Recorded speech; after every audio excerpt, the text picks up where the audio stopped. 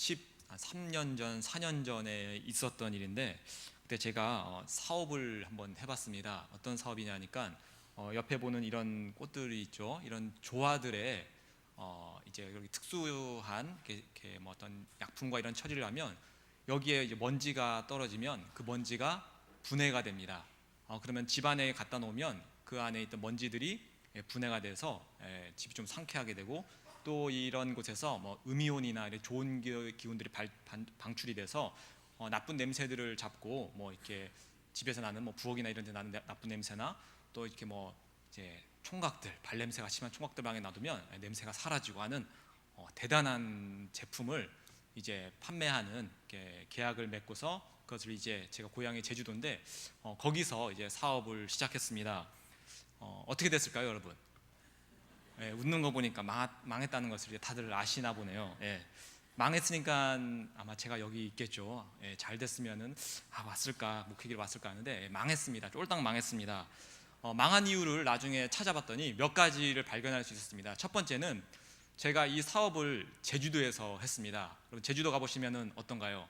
공기가 맑고 환경이 좋고 이런 것들이 별로 필요가 없습니다. 물론 지금이야 뭐 이제 환경적인 것들이 많이 이제 부각이 됐는데 12, 13년 전에는 사실 뭐 그런 것들이 별로 필요가 없는 그런 것이었습니다. 그래서 이런 것들이 제주도에서는 별로 필요가 없었고요. 또 한 가지, 이것을 이제 교육을 받고 이제 판매를 이제 하려고 하는데 이상한 게 좀 있더라고요. 먼지가 붙어서 분해가 되면 그 먼지가 어려면 어떻게 될까요?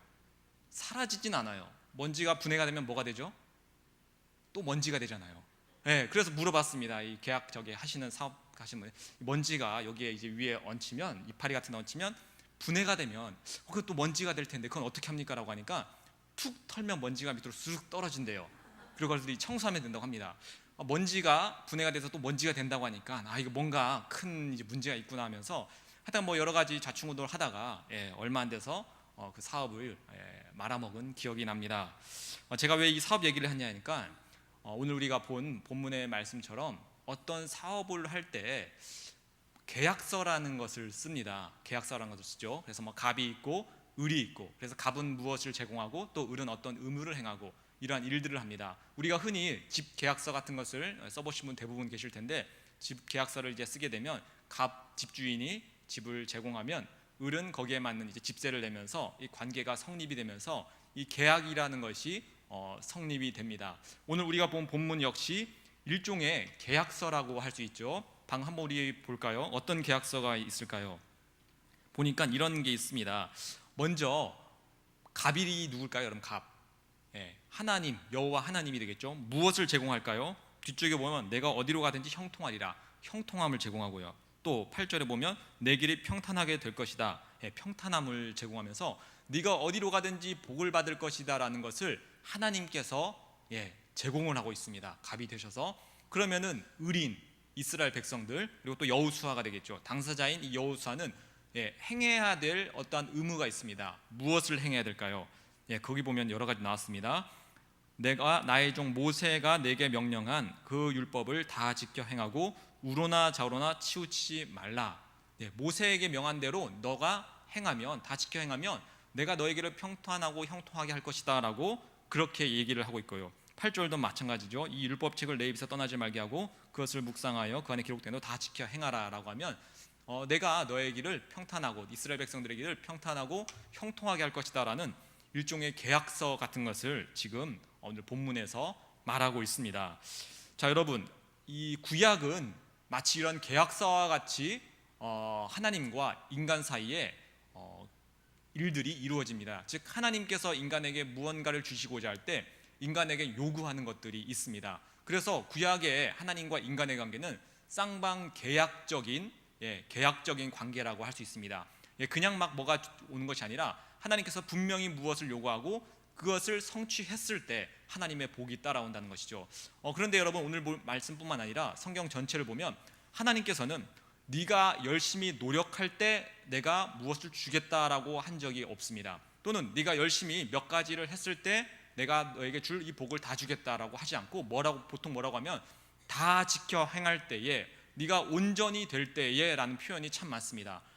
한두 가지가 아니라 하나님이 명령하신 그 모든 것을 모두 다 지켜 행해야 됩니다. 100가지를 했습니다. 근데 100가지를 하나님께서 명령하셨는데 그 중에 99가지를 행했습니다. 한 가지를 못했어요. 그럼 그 사람은 하나님께서 약속하신 복을 받을까요? 못 받을까요? 못 받는 거죠. 이게 바로 구약의 율법적인 그런 복의 개념입니다. 그래서 사도 바울은 이런 걸 보면서 인간은 절대 율법으로 하나님의 의에 이룰 수 없다. 다른 말로 하나님이 주시고자 하는 복을 받을 수 없다라고 하십니다. 어떤 분들은 이런 말씀을 들으면 하나님을 혹시 오해하실 텐데, 구약만 보면 그렇게 하나님이 뭔가 우리에게 복을 안 주시려고 하는 분처럼 보이지만, 또 우리가 신약까지 이것을 조금 더 넓게 보면 그 속에서 하나님이 이러한 것들을 위해서 이런 말씀을 하셨구나를 알게 됩니다. 그래서 우리가 그 쌍방 계약이라는 것, 즉 인간에게 이것을 다 지켜 행해라 라고 한 것을 인간들은 못 지키는 모습들, 이게 구약의 모습이라고 할 수가 있는데요. 그래서 이스라엘 백성들이 어떻게 될까요? 어떻게 되었을까요? 율법대로, 하나님이 주신 율법대로 지켜 행하다가 모조리 다 실패해서 나라가 완전히 사라지는 지경까지 이르렀고, 하나님의 복과 은혜가 아니라 결국 저주와 형벌 속에서 구약이 마무리가 되는 것을 볼 수 있습니다. 그리고 하나님께서는 이 모든 걸 통해서 우리에게 말씀하시는 거죠. 너희들은 절대 율법으로, 즉 우리가 열심히 하나님이 주신 그 계약을 하라고 하는 것을 행해서는 하나님의 나라의 구원의 그 복에 이를 수 없다를 우리에게 말씀하십니다. 몇 가지 예가 있는데, 우리 주일 예배 때 우리가 창세기를 배우기 때문에 창세기의 구절을 통해서 우리가 다시 한번 보면 더 분명하게 알 수 있습니다. 가장 처음 하나님께서 인간과 계약을 맺으신 것은 에덴 동산에서죠. 에덴 동산에서 하나님께서 인간에게 제공하시려고 했던 복이 있습니다. 창세기 1장 28절에서 31절, 우리가 예전에도 몇 번 들었었는데, 이렇게 하나님께서 복을 먼저 선포를 하십니다. 이 복을 주겠다고 하신 거죠. 하나님이 그들에게 이르시되 복을 주시며, 하나님이 그들에게 이르시되 생육하고 번성하여 땅에 충만하라, 땅을 정복하라, 바다의 물고기와 하늘의 새와 땅에 움직이는 모든 생물을 다스리라 하시니라 하면서 하나님께서 쭉 인간에게 복을 허락하십니다. 아담과 하와는 이 누릴 수 있는 권리를 얻을 수 있는 지금 계약을 맺으려고 하고 있죠. 그리고 하나님께서 이 모든 복을 줄게, 내가 너에게 딱 한 가지를 요구한다라고 하시면서 계약서에 의무조항 하나를 놓으십니다. 그게 뭔가 하니 창세기 2장 16절 17절에서 이러한 의무조항이 있습니다. 여호와 하나님이 그 사람에게 명하여 이르시되 동산 각종 나무의 열매는 내가 임의로 먹되 선악을 알게 하는 나무의 열매는 먹지 말라. 내가 먹는 날에는 반드시 죽으리라 하시니라. 모든 것은 먹되 딱 하나 선악과만 먹지 마라는 계약을 맺었죠. 자, 그 계약을 맺은 결과 어떻게 됐을까요? 지켜서 행했으면 참 좋았을 텐데 지키지 못했습니다. 실패한 것이죠. 자, 이 모습을 보면서 아담과 하와는 실패했는데 우리는 여러분 성공할 수 있을까요? 여러분이 에덴 동산에서 있어서 하나님께서 먹지 마라고 했습니다. 여러분들은 그 말씀을 지켜 행할 수 있을까요? 어떻게 생각하십니까? 한때 저는 만약에 내가 아담의 입장에서 있다면 저 선악과를 먹지 않았을 거다라는 생각을 한 적도 있습니다. 그런데 시간이 지나면서, 그리고 성경의 말씀을 조금 더 알게 되면서 느껴지는 게 있어요. 나는 하나님의 말씀을 지켜 행할 수 없는 존재가 되었구나를 깨닫게 되었습니다. 이번 한 주간만 한번 여러분도 이것을 한번 실행해 보시기 바랍니다. 성경에 보면 예수님께서 이렇게 말씀하셨어요. 내 이웃을 미워하는 것이 곧 살인하는 것이다 라고 말씀하셨습니다. 그럼 여러분에게 이번 주에 아무것도 요구하지 않고 딱 하나, 내 주변에 있는 누구든 단 한 명도 미워하지 않는 것, 이것만 한번 여러분 행할 수 있다라고, 아니면 하십시오라고 제가 제안을 하면 여러분 혹시 자신 있으신가요? 모든 사람 이웃 중에 아무도 미워하지 않는 겁니다. 혹시 못하시겠죠? 아마 못하실 것입니다. 지난번에도 얘기했는데 독도는 여러분 일본 땅이다라고 하면 화가 확 올라오죠. 여러분 저놈의 쪽발이 이러면서 화가 확 올라옵니다. 순간적으로 미워요. 또 운전을 하다 보면 앞에 훅 하고 깜빡이도 안 켜고 끼어드는 차들 보면 또 안에서 훅 하고 막 올라옵니다. 미움이 올라와요. 우리는 인간이라서 하나님처럼 거룩하지 않아서 이러한 연약함과 이런 모습들, 죄악됨이 가득하게 담겨져 있습니다. 그래서 아담이 이것을 못 지켰다는 것은, 선악과를 먹었다는 것은 우리가 그 자리에 있어도 하나님의 말씀을 성취하지, 즉 그 말씀대로 따라가지 못한다는 것을 의미합니다. 방금 제가 얘기한 그 이웃 사랑하는 것조차도 우리는 하지 못하여 수많은 사람들을 마치 살인하는 것과 마찬가지 없는 게 우리들의 모습이라고 할 수 있습니다. 그래서 이 구약에서 하나님께서 인간과 계약을 맺을 때 그 누구도 인간으로서는 하나님의 이 율법을, 그 계약을 성취해서 하나님의 복에 완벽하게 이르는 사람은 단 한 명도 없었습니다.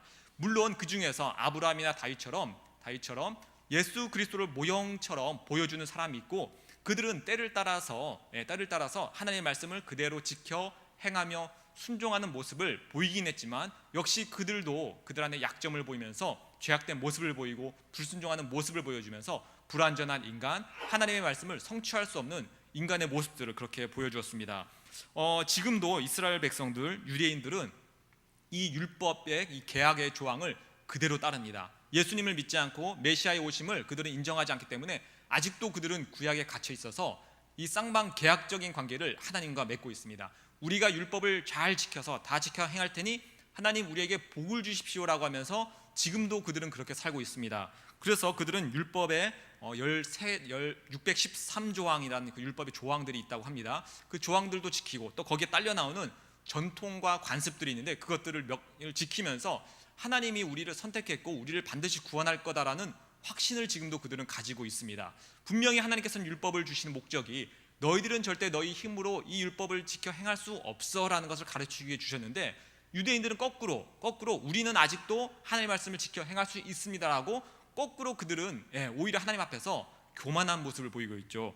그래서 지금도 율법과 전통을 지키는 이스라엘 사람들을 볼 수가 있는데, 아직도 이런 율법들을 그들은 지킨다고 합니다. 전통들, 예를 들어서 굽이 갈라진 동물을 먹지 않기 때문에 돼지고기를 유대인들은 먹지 않고요. 또 이슬람 사람들도 구약 성경을 그들도 사용을 하죠. 그렇기 때문에 이슬람 사람들도 돼지고기를 먹지 않습니다. 또 양고기와 양젖을 같이 먹지 않습니다. 부모와 자식을 이제 같이 먹어서는 안 된다는 것 때문에 소고기와 소고기와 그다음에 우유 같은 것, 유제품을 또 같이 먹지 않고요. 또 닭고기와 계란 같은 것도 역시 같이 먹지 않으면서 내 부모를 공경하라는 것, 또 부모와 자식을 같이 이제 먹어서는 안 된다는 것을 이렇게 관습과 습관적으로 지키고 있고요. 또 안식일을 그들은 지켜야 하기 때문에 우리와는 좀 다르죠. 날수가. 그들은 안식일 날 혹시 계단을 올라가다가 땀을 흘릴 수 있기 때문에, 또는 엘리베이터를 올라가다가 이렇게 땀을 흘릴 수 있기 때문에 계단 같은 것도 안 올라가고, 엘리베이터를 올라갈 때도 엘리베이터를 눌러주는 사람을 따로 고용해서 그들이 엘리베이터를 누르고, 이 사람들은 거기서 이제 아무 일도 안 한 상태에서 이제 그렇게 위아래로 올라가는 그런 일들도 한다고 합니다. 자, 여러분, 이런 모습들로 과연 하나님을 그들이 만족시켰을까요? 율법을 하나님께서 주시면서 이것을 다 지키나 안 지키나를 감시하시기 위해서 준 것이 아니라고 성경의 곳곳에서 말씀을 하십니다. 그리고 예수님께서도 이 얘기를 하셨죠. 율법을 너에게 주었는데 율법을 확 줄여서 두 가지로 표현하면 뭐라고 할 수 있겠니? 라고 물어보시자 거기서는 율법사가 이런 얘기를 했죠. 하나님을 사랑하는 것과 이웃을 사랑하는 것, 이게 율법의 핵심입니다 라고 얘기했습니다. 하나님께서 율법을 주신 이유, 율법의 그 핵심에는 하나님을 사랑하고 이웃을 사랑하는 것, 이 중심이 담겨져 있습니다. 그런데 유대인들, 또 이 이스라엘 사람들은 그 안에 있는 그 중심들은 다 잃어버리고 형식만 지키기에 급급했죠. 그래서 형식을 열심히 지키면서 하나님의 사랑, 이웃 사랑들은 어디로 가버린지 모르는 거예요. 열심히 율법을 지키고 안식일을 지키고 나서는 이방신들도 같이 섬기는 겁니다. 그들의 풍습도 같이 쫓는 거예요. 그러면서 난 어쨌든 율법을 다 지켜 행했으니 하나님이 뭐라고 하지 않을 거야 라는 생각들이 그들에게 가득했습니다. 아까 우리 이스라엘의 전통에 대해서 잠깐 봤는데, 여러분 한번 생각해 보시기 바랍니다. 엘리베이터를 타고 올라갈 때 눌러주는 사람이 있어요. 안식일 날 나는 일하지 않아서 난 안식일을 잘 지켜 하나님께 복을 받을 거야 라는 생각을 할 수 있습니다. 그런데 여러분, 엘리베이터를 누르는 사람은 뭘까요? 그 사람은 일을 한 사람이죠. 그럼 그 사람은 어떻게 될까요? 안식일을 지키지 못하여 큰일 날 수가 있는 것이죠. 여러분, 이웃 사랑과 하나님 사랑이 다 빠져버린 채 형식만 남아버린 게 사실 지금의 그들의 모습이라고도 할 수 있습니다. 그리고 지금 이게 우리의 모습인지는 아닌가, 우리의 모습은 아닌가를 한번 우리가 또 살펴볼 필요가 있습니다. 우리도 하나님의 말씀대로 살려고 노력할 때가 많이 있습니다. 그런데 여러분, 우리도 이 하나님을 사랑하고 이웃을 사랑하는 이 핵심들을 놓쳐버리는 때가 있지는 않은가를 한번 고민을 해봐야 됩니다. 여러분, 오늘 교회에 오면서 예배를 드리셨습니다. 예배를 드리면서 여러분, 내 마음 안에서 무엇을 느꼈습니까? 나는 예배 중간중간 예배 시간 내내 또는 오늘 주일 내내 난 하나님을 사랑하며 이웃을 사랑하는 그 복음을 누렸습니까? 아니면 나는 오늘 교회에 와서 예배를 드렸어라는 형식만을 경험하고 또는 형식만을 채우고 갔습니까? 썬데이 크리스천이라고 하는 그런 말이 있죠. 안타깝게도 이 시대에 많은 사람들이 주의를 지키는 것에 만족해서 그렇게 살아간다고 합니다. 그래서 심지어는 인터넷 예배까지 등장을 했습니다. 교회에서 예배는 드려야 되니까, 주의는 지켜야 되니까 인터넷을 켜놓고 예배를 드리면서 나는 예배 드렸어라고 하면서 안심하는 거죠. 이것 역시 모두 하나님이 주신 아름다운 그 율법, 그 말씀들을 다 인간들이 지켜 행할 수 없다라는 것을 보여주는 그런 모습이라고 할 수 있습니다. 야고보서 2장 10절은 이렇게 전합니다. 누구든지 온 율법을 지키다가 그 하나를 범하면 모두 범한 자가 되나니. 그 율법을 다 지키다가 실수로 하나를 어겼습니다. 그러면 모든 율법을 다 지킨 것이 의미가 없다는 것이죠. 왜 그럴까요? 하나님의 거룩함에 비추어 봤을 때 하나님 앞에서는 단 하나의 흠도 있어서는 안 되기 때문에 모든 걸 다 지켜도 단 하나만 실패해도 하나님은 다 실패한 것처럼 보신다는 거예요. 하나님이 나빠서가 아니라 하나님이 그만큼 거룩하시며 완전 무결하신 분이기 때문에 어쩔 수 없다는 겁니다. 그래서 만약에 율법으로서 우리가 신앙생활을 하다 보면 큰일 나는 수가 있죠. 하나님, 내가 정말 하나님의 마음에 들도록 열심히 노력할 거고 정말 성경에 나온 십계명과 율법을 내가 열심히 다 지켜서 할 테니 하나님 나를 구원해 주십시오라는 사람이 있다면 그 사람은 하나님 앞에 갔을 때 수많은 내가 발견하지 못한 흠들을 보게 될 것입니다. 그리고 하나님의 거룩함 앞에서 그 모든 것들은 불타서 마치 지옥의 불처럼 불타서 살라져 버리는 것입니다. 자, 이렇게 인간들은 인간의 힘으로 하나님의 명령을 지키지 못합니다. 우리가 노력을 해도 결국 우리는 우리의 부족함과 죄악됨과 연약함으로 인해서 우리가 버림을 받을 수밖에 없는 게 바로 이러한 우리의 상태입니다. 또는 겉으로 지키거나 형식적으로 지키면서 안심해야 하는 것이 인간의 모습이라고도 할 수 있습니다. 만약 하나님이 강제적인 것들을 빼버렸다면, 너희들 율법을 안 지키면 다 죽는다라는 이 무서운 심판의 메시지가 없었다면, 너희들 율법을 한번 지켜봐라고 그냥 편안하게 얘기했다면 이스라엘 백성들은 그나마 그 있는 율법조차도 제대로 지키려 하지 않았을 것입니다. 이것이 바로 우리 인간들의 모습이란 것입니다. 그래서 이 율법으로는, 다른 말로 계약으로는 하나님을 만족시킬 수 없고 하나님과의 계약은 파기될 수밖에 없습니다. 한쪽이 의무를 행하지 못하니 당연히 그 계약은 이룰 수가 없는 것이죠. 그럼 여러분 한번 생각해 보시기 바랍니다. 하나님과 우리가 계약을 맺었습니다. 하나님은 하늘의 모든 복을 다 주며 형통하며 우리가 평탄케 되며 우리가 그 복을 누리며 이 땅에서 정말 즐겁고 기쁘게 살기를 원하십니다. 그리고 하나님께서 우리에게 요구하십니다. 이 모든 율법을 다 지켜 행할 때 내가 이것을 너에게 주겠다라고 하셨습니다. 그런데 우리는 그것을 지킬 능력이 없어요. 그럼 계약이 어떻게 될까요? 당연히 파기가 됩니다. 계약이 깨져버리는 것입니다. 깨지면 결과는 어떻게 될까요? 사실 하나님은 별 손해가 없으시죠. 부족한 것이 없으신 분이기 때문에 하나님은 별 손해가 없습니다. 그러나 이 계약을 같이 맺었던 인간은 어떤 손해를 보게 될까요? 하나님의 복에서 떨어져 나가는 것입니다. 하나님의 복은 다른 말로 천국의 복이고 하늘의 복인데 거기서 떨어져 나가 이 땅에서 어떻게 보면 지옥과 같은 고통을, 괴로움을, 아버지를 떠난, 하나님을 떠난, 그 풍요를 떠난 그 모든 고통들을 경험할 수밖에 없습니다. 그래서 우리가 인간들이 이 땅에서 많은 고통의 결과는 우리들의 죄악됨의 결과라고 할 수 있습니다. 하나님을 떠나버렸고 계약을 지킬 수 없었던 우리이기 때문에 이 땅에서 하나님으로부터 떠난 우리가 아프고 가난하고 괴롭고 실패하고 이런 것들을 경험하는 것입니다. 자, 그러면 하나님께서는 이 상태에 있는 인간을 어떻게 대하셨을까요? 그냥 포기하셔도 사실 우리는 할 말이 없습니다. 우리가 계약을 깬 당사자이기 때문에 우리가 그 계약을 지키지 못하기 때문에 하나님께서는 그냥 계약을 깬 우리를 버려도 우리는 할 말이 없습니다. 그러나 하나님께서는 우리를 사랑하셔서 이 안에 있는 이 계약의 모든 풍성하고 즐거운 이 천국의 복을 우리에게 주기를 원하셨습니다. 그래서 하나님께서는 또 다른 계약자를 세우십니다. 우리랑 계약을 맺으면 우리가 계속 실패하니까 이제 우리랑 계약을 맺는 것이 아니라 제3의 계약자를 세우셨습니다. 여러분, 제3의 계약자가 누구실까요? 예수 그리스도를 세우신 것입니다. 우리는 계속 실패하니 우리랑 계약을 맺는 것이 아니라 이제 예수 그리스도를 세우시며 예수님과 하나님 사이에 계약을 세우십니다. 하나님께서 율법의 모든 것들의 요구를 예수님에게 요구하십니다. 이것을 지켜 행하라는 것이죠. 아까 우리 율법의 요구, 하나님을 사랑하고 이웃을 사랑하는 것을 예수님에게 요구하셨습니다. 그리고 예수님은 그것을 어떻게 성취하셨을까요? 십자가에서 목숨을 다해서 목숨을 다하기까지, 우리 생명보다 더 귀한 게 있나요? 없잖아요. 우리 이 생명을 다하기까지 예수님께서는 십자가에서 목숨을 버려서면서까지 하나님이 요구하신 그 모든 율법의 핵심, 하나님을 사랑하고 순종하는 것, 이웃인 우리를 구원하기 위해서 사랑하는 것, 자기의 목숨까지 바쳐서 사랑하는 그것을 십자가에서 이루셨습니다. 그래서 우리는 실패했던 그 계약을 예수님께서는 인간의 몸으로 오셔서 인간의 어떤 그 대표로서, 그걸 아담이라고 하죠. 마지막 아담이라고 하는데 아담의 모습으로서, 인간의 모습으로서 오셔서 하나님과 계약을 맺었습니다. 그리고 하나님과의 그 계약을 완벽하게 그 의무를 성취하셨고, 의무를 다하셨고, 이제 하나님으로부터 그 모든 복과 이 세상을 다스릴 권세를 다 받으셨습니다. 이제 예수님께서는 하나님이 누리라고 하는 이 성경에 기록된 모든 것을 다 누릴 수 있는 권리와 능력과 그 모든 것을 다 가진 분이 되었습니다. 그럼 여러분, 우리는 뭘까요? 우리는 하나님과 예수님이 그 맺은 그 계약 안에서 우리는 과연 어떤 존재가 되었을까요?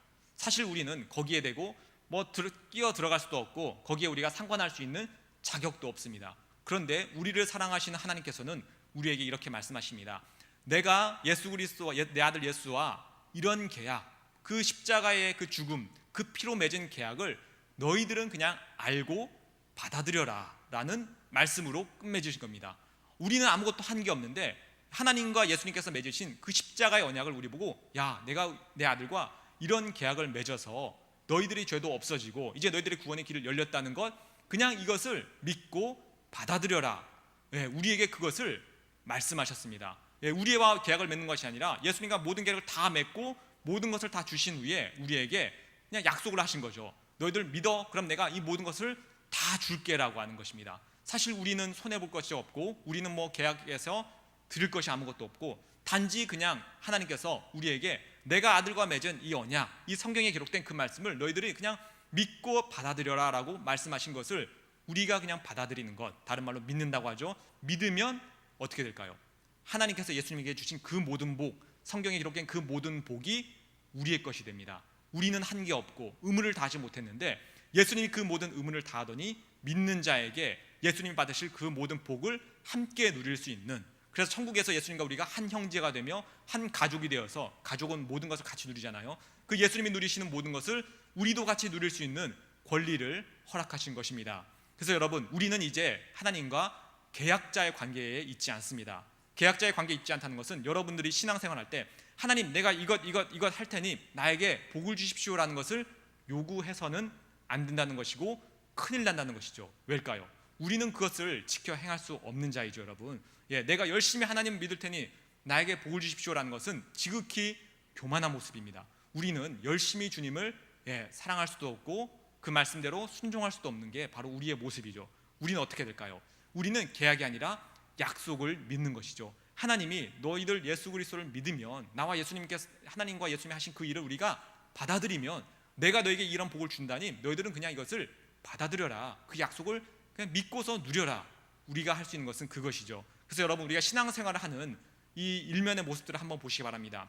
만약에 여러분이 하나님과 율법적인 관계, 계약적인 관계로 신앙생활을 한다면 신앙생활이 참 어려울 것입니다. 교회에 와서 봉사하는 것, 주의를 지키는 것, 또 이렇게 11조와 하는 게 예물을 드리는 것, 하나님 내가 이것들을 열심히 할 테니 하나님 나에게 복 주십시오, 또는 그런 분들이 없겠지만 하나님 나를 구원시켜 주십시오, 이런 관계를 맺는다면 때로는 우리가 지쳐 있을 때, 때로는 내 마음이 하나님 앞에 제대로 못 드렸을 때 그런 경우가 더 많을 텐데, 그런 경우에 우리의 구원은 박살이 나는 것이고 이루어지지가 않는 것이죠.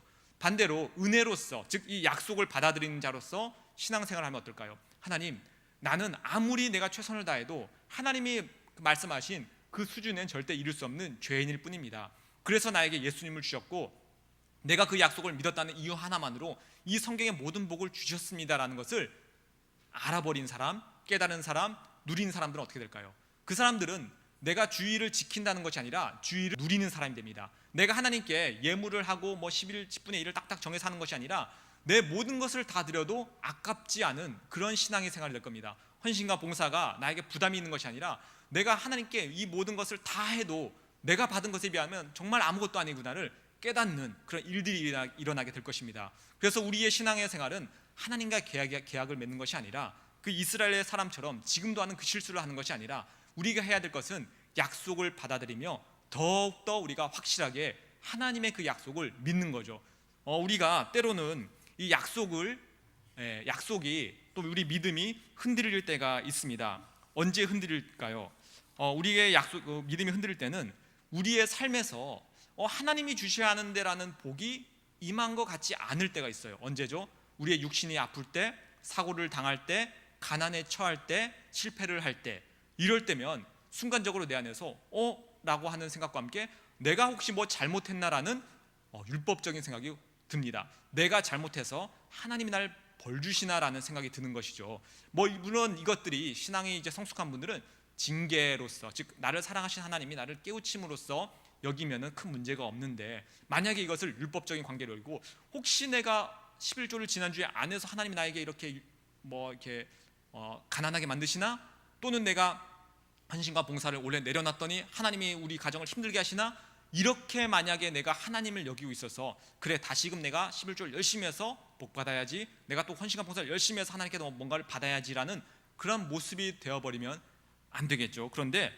우리가 이 세상을 살면서 우리의 믿음이 방금 말한 것처럼 한 번에 그렇게 완벽하게 세워지지 않습니다. 우리의 믿음이 연약해서 내가 부족함이 있고 연약함이 있고 아프고 이렇게 잘 안 될 때 우리는 스스로 위축되어서 내가 뭐 잘못한 거 아닌가, 내가 뭐 하나님 말씀대로 못한 거 아닌가라는 생각이 들 때가 많이 있고, 사탄은 거기서 더 나가서 우리를 정죄하기 시작합니다. 그것 봐라, 너는 하나님이 말씀하신 것대로 제대로 살지 못하잖아. 그것 봐라, 너는 제대로 신앙생활도 못하고, 너 오늘은 성경을 얼마만큼 읽었니, 넌 오늘 뭐 예물은 제대로 했니 하면서 사탄은 계속 우리의 마음을 정죄합니다. 정죄하면서 우리를 위축시키고 하나님으로부터 점점 멀어져 가게 하거나 하나님을 율법적인 관계에서 오해를 시키는 거죠. 우리가 뭔가를 안 하면 안 주시는 나쁜 분, 마치 어떤 직장의 나쁜 사장과 같이 내가 열심히 안 하면 월급 안 주는 이런 분으로서 하나님을 오해시키며, 사랑의 하나님이 아니라 무언가를 주면은 무언가를 안 하면 안 하는 두려움의 존재로, 두려움은 절대 구원에 이르지 못하잖아요.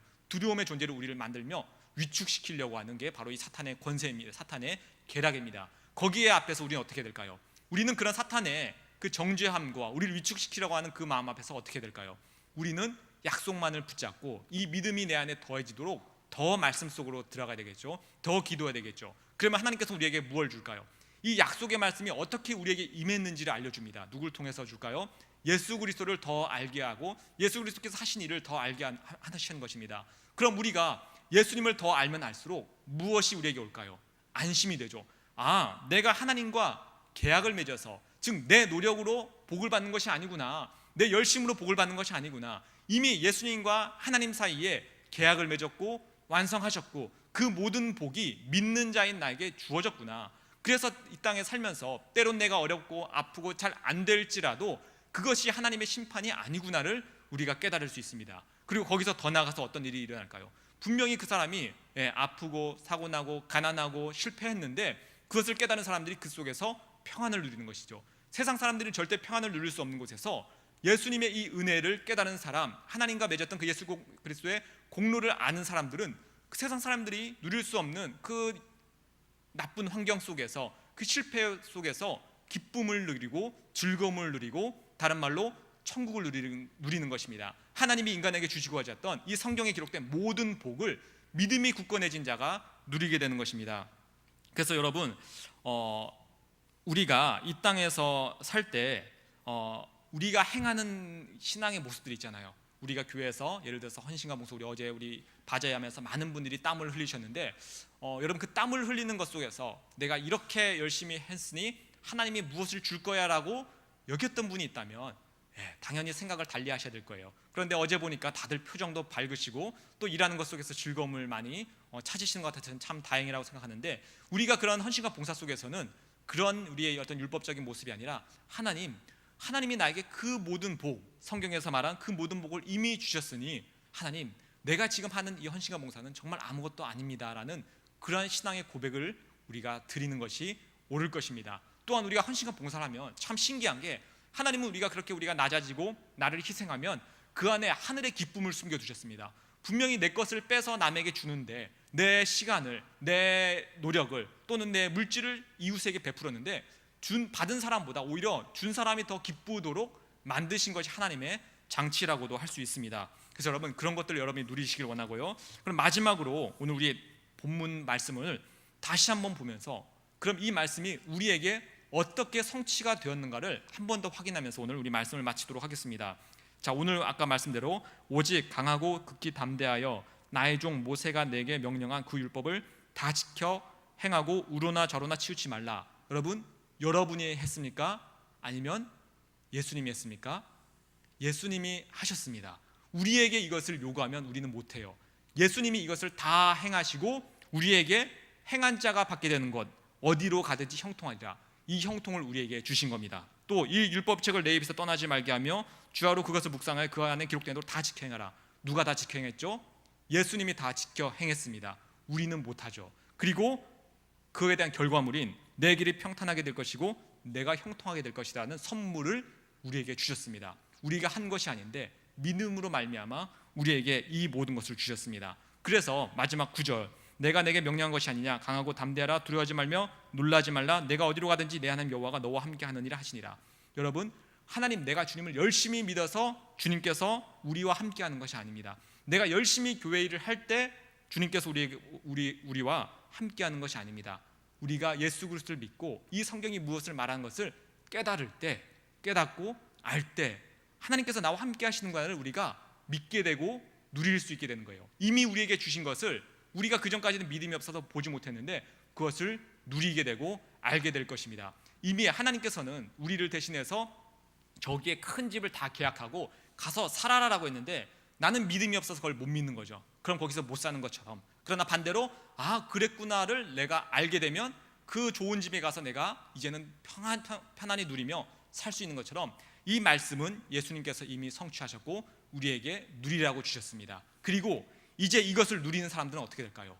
누리는 사람들은 기쁨과 감사가 넘쳐서 아까 말한 우리가 해야 될 신앙의 어떤 모습들, 우리가 의무들이라고 하는데, 교회에서 우리가 주일을 성수를 하고 예물을 드리고 헌신과 봉사를 하고 이웃들을 챙기고 이런 것들이 이제는 내 안에서 부담이 되는 것이 아니라 기쁨이 되고 즐거움이 됩니다. 왜 그럴까요? 내가 이것을 해서 하나님을 만족시키려는 것이 아니라 이미 주님께서 나에게 모든 것을 다 주셨네라를 깨닫는 순간 내가 행하는 이 모든 것들이 그 주신 은혜에 비해서 아무것도 아닌 것처럼 느껴지면서 하나님, 내 이 모든 것을 다 드려도 하나도 주님 내가 아깝지가 않습니다라는 신앙의 성숙을 우리가 누릴 수가 있습니다. 그래서 여러분, 진짜 신앙의 성숙한 사람들은 어떤 모습을 보여줄까요?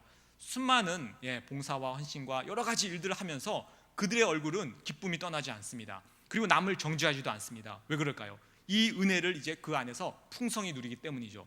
반대로 아직 좀 못 누리시는 분은 어떨까요? 내가 이만큼 했으면 저 사람은 왜 안 해? 라는 정죄의 마음이 순간적으로 들 수가 있습니다. 그것은 왜 그럴까요? 내가 이렇게 부족하고 저 사람이 덜내서 이런 것이 아니라 내가 예수 그리스도께서 무엇을 하셨는지 잘 모를 때에, 또는 믿음이 약해져서 자꾸 내가 뭘 했다는 나의 공로를 볼 때에 그런 일들이 일어나게 되는 것입니다. 그래서 여러분, 오늘 이 말씀 예수님께서 완성하셨고 여호수아도 사실 이 말씀대로 살았죠. 그리고 여호수아를 헬라어로 바꾸면 여러분 뭐가 되죠? 여호수아를 헬라어로 바꾸면 예수가 됩니다. 여호수아가 예수 그리스도의 모형으로서 모세가 준 그 율법을 다 지켜 행하는 예수 그리스도의 모형으로서 나오며 이스라엘 백성들을 인도하는 모습으로 나옵니다. 그래서 여러분, 이 본문의 말씀은 우리가 어떻게 누릴 수 있을까요? 이대로 여러분 살라고 하면 우리는 못 살고 저도 숨 막혀서 죽을 것 같아요. 그런데 하나님께서 우리에게 요구한 것은 그런 것이 아니라 예수 그리스도를 통해서 다 성취했고 너희들에게 선물로 줬으니 믿고 그 은혜를 누려라. 누리는 자는 그 안에서 주신 이 모든 율법을 성취하신 그 율법의 내용이 내 안에 있고 하나님을 사랑하고 이웃 사랑할 수 있는 힘도 이제 성령을 통해서 내 안에 있으니 율법을 뛰어넘어서, 예전에는 뭐 하지 말라 이렇게 해라라고 했는데 뛰어넘어서 이젠 우리도 예수님처럼 내 목숨을 바쳐 이웃과 하나님을 사랑할 수 있는 대단한 신앙의 성숙자로서, 신앙의 실력자로서 서가는 것입니다. 이렇게 하나님의 약속을 통해서, 그 은혜를 통해서 정말 주님의 주신 은혜와 복을 누리며 여호사처럼 또 그 하나님의 그 모든 것 성취하신 예수님처럼 그 복과 은혜를 누리며 정말 충성된 주님의 그 길을 가는 우리 모두가 되기를 간절히 소망합니다. 기도하겠습니다.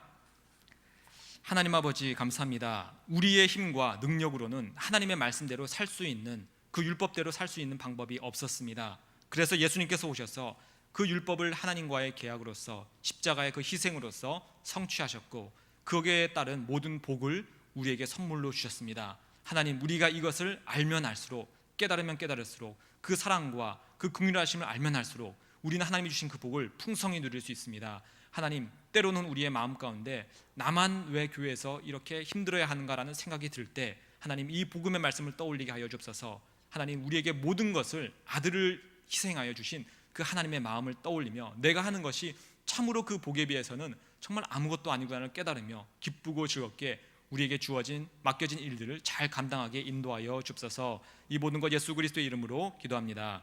아멘.